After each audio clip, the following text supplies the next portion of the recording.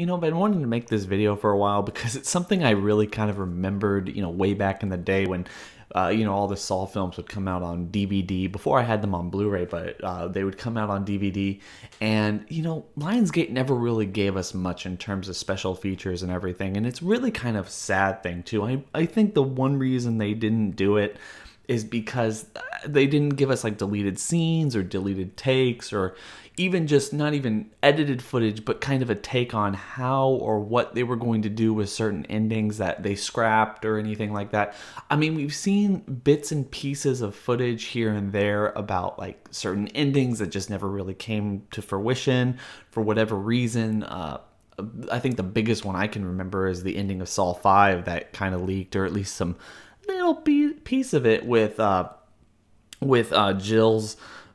Basically, I guess she was the one from that being actually like, I know who you are. I'll do a video about that at some point, but I wanted to talk about this one because it's something that really kind of was a bit profound in my opinion about what they were trying to do with the ending of Saw 4 and, kind of with the way that Darren Lynn Bousman and Lyric Bent, the guy who plays Officer Rigg, in the movies, I'm pretty sure I have that name right, but if I don't, please correct me in the comment section below. They were going to do an ending. Apparently, while they were filming, in the process of filming Saw 4, Darren Lynn Bousman brings in Lyric to basically come in, kind of retell the story of Saw 4, at least the ending one way or another. And apparently, and they felt so passionate about that particular ending, which they never actually got to do. They don't necessarily point fingers one way or the other, but it's actually pretty apparent that the producers of the film were not happy with their particular take on the ending for whatever reason. Obviously, I think the real reason was because they wanted something a little bit more Saw-centric, a little less of a meta type of ending and more of a gotcha type of ending that the whole series has been predicated on, at least up to that point, if not just entirely. A lot of people consider twists a big situation where they, are left scratching their heads about like, oh my God, what did I just see? Versus, let me break that down. A lot of people aren't like me, or a lot of people who aren't like you if you're listening to this video and you watch these movies just for the twists or the story or anything like that. But I don't know how many people have actually gone out of their way to basically, watch these movies with the commentary, because you really should. In fact, even more so right now, because knowing what we know now, knowing how the series kind of played out from, I guess, the beginning until, now we're 7 years out from these movies, at least, for the most part. So a lot of people probably don't listen to this stuff, but obviously you really should go back. They're really awesome because it gives you kind of an idea, or at least nostalgic of like, oh my God, what were they really thinking? Because a lot of things changed during the time. But anyway, to the real point of the video, I just wanted to kind of tell you this alternative ending to Saw 4 that you might not have known before. And I thought it's really kind of a cool concept that I really wish they had done, because it would have been at least profoundly different from everything that came before it. And considering that Saw 4 was kind of an intertwined, multiple twist type of film, versus also trying to integrate and create an ongoing trilogy outside of the original trilogy, which at least in my opinion, definitively ended with Saw 3. Regardless of what you think about those films, when you kind of kill off every single character in that film, everyone who is alive in that film is dead, besides Jeff at the end of that movie, and then they just go ahead and kill off Jeff in Saw 4.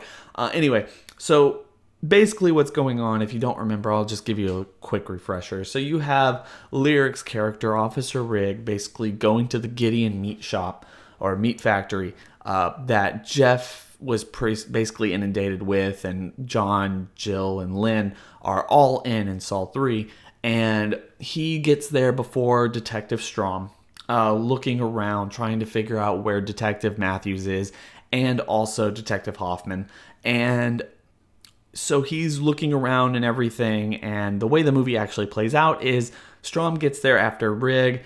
They both kind of go off different paths because Strom actually gets, distracted by Jeff making a lot of loud noises and everything, and ends up in the sick room from Saw 3 and, Saw 4 and Saw 5. And then, because Rig never got distracted, he actually finds his way all the way to Detective Matthews and Detective Hoffman. And because he is so profoundly obsessed with trying to save people, he completely, like most people, like most of the protagonists in this series, he does not necessarily learn his lesson enough or close enough, soon enough, in order to save his life and the lives of other people or anything like that. So essentially the whole twist with Riggs' character in this whole movie is you're obsessed with trying to save people. That obsession is what actually leads to the cause of the death of your friend, or Eric Matthews, the one person he's been trying to save since the end of Saw 2. And I think that's a profound ending, for at least for whatever you want to know. It's like, I know that there's a lot of twists going on. A lot of people don't necessarily catch up on that and everything, but it is an interesting concept, at least character-wise for his character, not necessarily for the greater scope of the story, other than just trying to figure out another way to kill off one of the main characters from the entire series.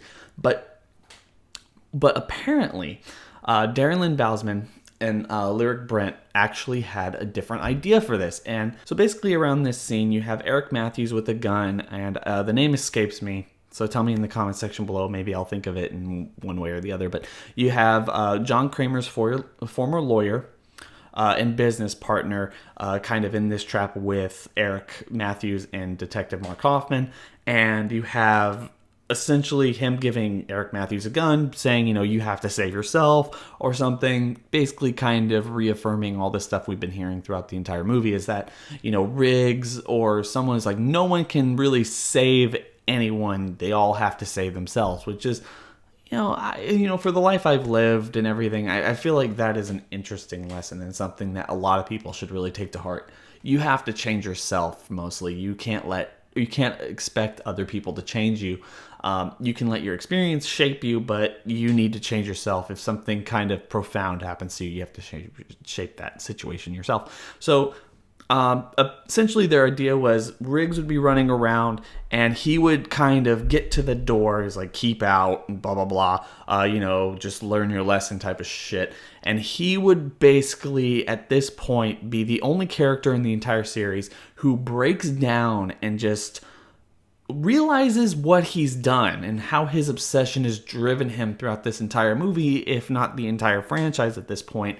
And break down, have this kind of coming to the light moment, and realize that the one thing he cannot do at this point is break through that door, because he cannot save Eric Matthews. And then again, you remember the ice block smashing Eric Matthews' head. That would still happen because, unlike for whatever reason, Eric Matthews was supposed to save himself. I'm not necessarily sure how that would really work. They don't necessarily explain it in the commentary, but I thought it was pretty interesting nonetheless. And so Riggs is broken down. Basically, everyone is, because of that, people die, or, other people die. And Hoffman, like he does in the original movie, he gets up and everything. And because Riggs is so unbelievably broken at this point, he can't necessarily process things. The man he's been trying to save for all this time has died right in front of his eyes.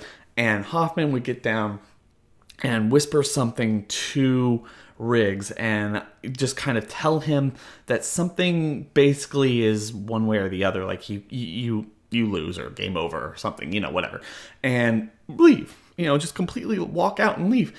And then essentially Strom, after kind of getting in all the situations, shooting Jeff from Saw 3 and seeing that Amanda and John and everyone was dead, basically moving on from that, and Riggs gets up. He kind of is in kind of a daze. Strom is still completely on alert because he doesn't know what's going on, and rounds the corner, kind of come up to come to each other and basically, put your gun down. Riggs doesn't really comprehend what's going on, and Strom just guns the guy down. The only guy at this point, at least in the series that we know of, who knows that Hoffman is officially the new Jigsaw. And the reason I love this ending, and a lot of people might not like that ending, if you listen to the commentary, it is very, very apparent that Lyric and Darren, they loved that ending. I feel like that was a baby of theirs that they never really wanted to let go, and the fact that they did let it go speaks profoundly to, I guess, their involvement with the series going in forward. I know that was basically Darren's last film and Lyric's as well. I don't think it has anything to do with this ending, but I think it does kind of placate to the fact that they are basically, that was something they wanted. It was going to be their stamp, and it was taken away from them. It seems to be that if they were allowed to film the rest of it, because essentially they did probably film a little bit of it if you take them at their word, they thought if they could at least film it and weren't stopped from it, then they could have used the footage to convince the producers that that was the better ending, considering how many other twists were in the film going into, even just the scripting process, not even just what we saw, but how much they filmed afterwards and how much of that stuff basically made its way into Saw 5. So honestly, take with this what you will. I think it's a really cool concept. I've always felt that one of the problems with the series is it became really stagnant with the fact that no one ever learned their lesson. Nobody. No one ever really won until basically Saw 3D, where you have John getting out of the bathroom and just basically proclaiming that Dr. Gordon learned his lesson or won the game or something, for whatever reason, became a better person, even though the entire first film is about him being a jerk and basically not willing to change or do anything until basically the time's up. He lost. Everyone loses in these games. The only one who wins is John, and not even he won.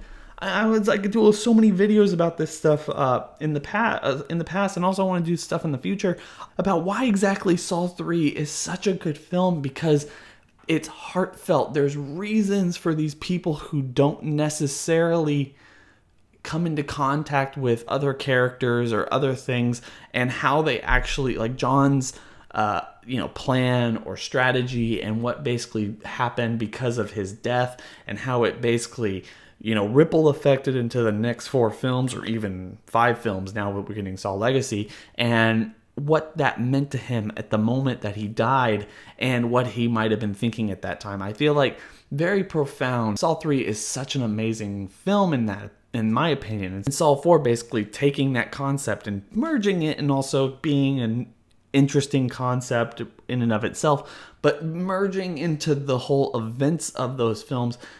I feel like a lot of people don't give them enough credit. Anyway, I am super rambling at this point. Tell me what you think about this alternative ending at this, did you ever know about this? Anything? If you own those movies, if you own any of the Saw movies, I implore you, if you're a fan, go watch them with the commentary. It's amazing. Not only is it really funny, but you also get to a little look into what they were thinking the franchise was going to go towards, or what they thought about one thing or another versus what we got. It's fascinating. It was fascinating back then. It's kind of even more fascinating now. So if you're a fan, I will implore you to watch that, just getting an idea of the creator's mindset. So anyway, guys, I'm going to leave this at that. Tell me what you think about this. Tell me what you want to know. Any other Saw topics you want me to cover. I have a lot of them on my own. But if you guys want any theories or news or any kind of other situation for Saw, let me know in the comment section below. Anyway, guys, we'll catch y'all later.